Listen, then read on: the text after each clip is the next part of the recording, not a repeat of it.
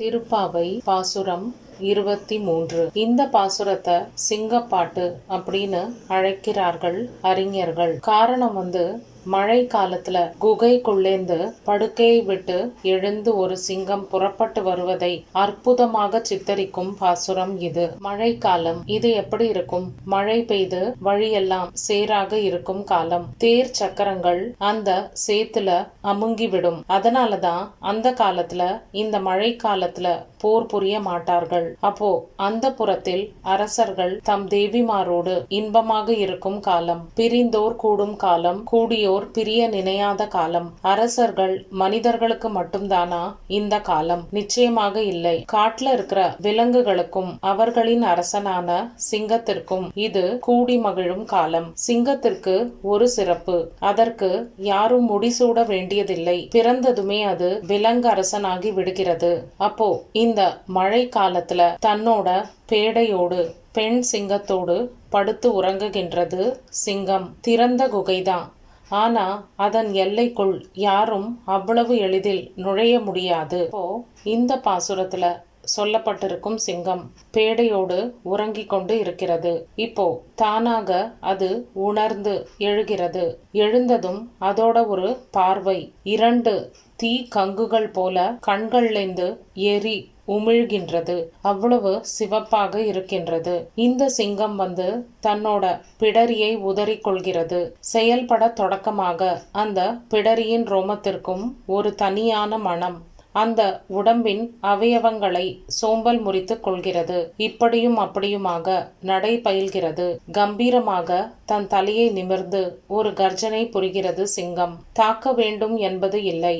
இந்த கர்ஜனையை கேட்டே பல சிறு விலங்குகளின் உயிர் போய்விடும். கர்ஜித்து தன்னோட குகையை விட்டு வேட்டைக்கு புறப்பட்டு வெளியே வருகிறார் சிங்கராஜன். மாரி மலை முழைஞ்சில் மன்னி கிடந்துறங்கும். மாரினா மழை, மலை முழைஞ்சில் அப்படின்னா குகை.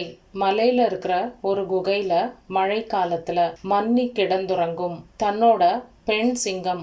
மன்னினா பெண் சிங்கத்தோடு கூடி உறங்கிக் கொண்டிருக்கும் அந்த ஆண் சிங்கம். சீரிய சிங்கம் அறிவுற்று தீ விழித்து கொஞ்ச காலம் கழித்து உணர்வு பெற்று அது விழித்து கொள்கிறது. அப்போ அதோட கண்கள் தீப்பொறி பறப்பதை போல அவ்வளவு சிவப்பாக காணப்படுகின்றது.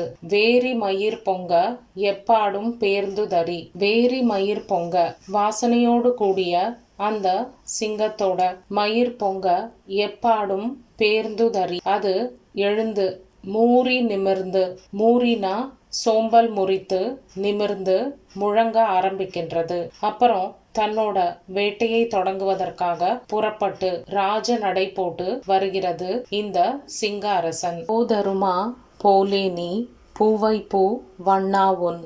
போதருமா போலே அப்படின்னா கண்ணனே, நீ இந்த ஆயர் குலத்தோட சிங்கம். அந்த மலையிலேந்து அந்த குகைக்குள்ளேந்து வெளிவரும் சிங்கத்தை போல நீ உன்னோட படுக்கை அறையை விட்டு வெளியே எழுந்து வர வேண்டும். பூவை பூ வண்ணா, இங்க கண்ணனோட அந்த காயாம்பூ, அதாவது நீலோத்பலம் போன்ற நிறத்தவன் கண்ணன். அந்த அழகான நீல நிறத்தை ரசித்து கூறுகிறாள் ஆண்டாள். அப்படிப்பட்ட அழகான வண்ணத்தை உடைய பூவண்ணா, நீ எழுந்து வெளியே வா. அந்த அழகை, அந்த நடை அழகை நாங்க கண்டு ரசிக்க வேண்டும். கோயில் நின்றிங்க நீ போந்தருளி கோப்புடைய. நீ கோயில்ல இருக்கிற கோபுரத்தை போல நிமிர்ந்து நடந்து வர வேண்டும்.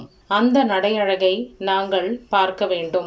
அதே மாதிரி இங்க எல்லாமே முறையாக நடைபெற வேண்டும். இப்போ எங்களோட குறைகள், நாங்க எதுக்காக வந்திருக்கிறோம் அப்படிங்கிற அந்த விளக்கத்தை நீ உன்னோட அழகான சிம்ஹாசனத்தில் இருந்து கொண்டு கேட்க வேண்டும். அந்த புறத்தை விட்டு வெளியே வா. சிங்காதனம் அப்படின்னா அது அதிகாரத்தோட சின்னம். அது அழகாக இருக்கும்.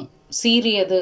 நீ தவறு செய்ய எண்ணினாலும் அது உன்னை தவறு செய்ய விடாது. அப்படிப்பட்ட அந்த சிம்ஹாசனத்தில் அமர்ந்து எங்களோட குறைகளை, நாங்க எதுக்காக இங்க வந்திருக்கிறோம் என்பதை கேட்டு அது பற்றி தீர ஆலோசித்து பின்பு ஆராய்ந்து அருள வேண்டும். காரியம் ஆராய்ந்து அருளேலோர் எம்பாவாய் அப்படின்னு ஆண்டாள் இந்த பாசுரத்தை நிறைவு செய்கிறாள். இந்த பாசுரத்துல படுக்கையில் கிடந்த கோலத்தை கண்டார்கள் முதலில். அப்புறம் மணிமண்டபம் வரும்போது நடை அழகை, நடந்த கோலத்தை காண்பார்கள். சீரிய சிங்காதனத்தில் அமர்த்தியிருந்த கோலத்தையும் காண விரும்புகிறார்கள் ஆயர்குல மங்கையர். மாரி மாலை மூழைஞ்சில் மன்னி கிடந்துறங்கும் சீரிய சிங்கம் அறிவுற்று தீவிழித்து வேரிமயிர்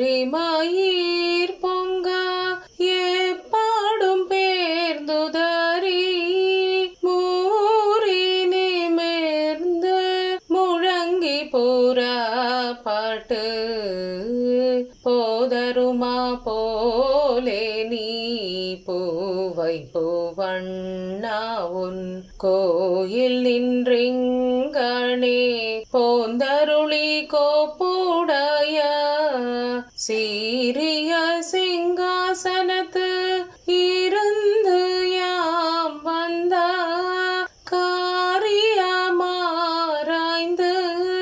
அருளேலோரெம் பாவா.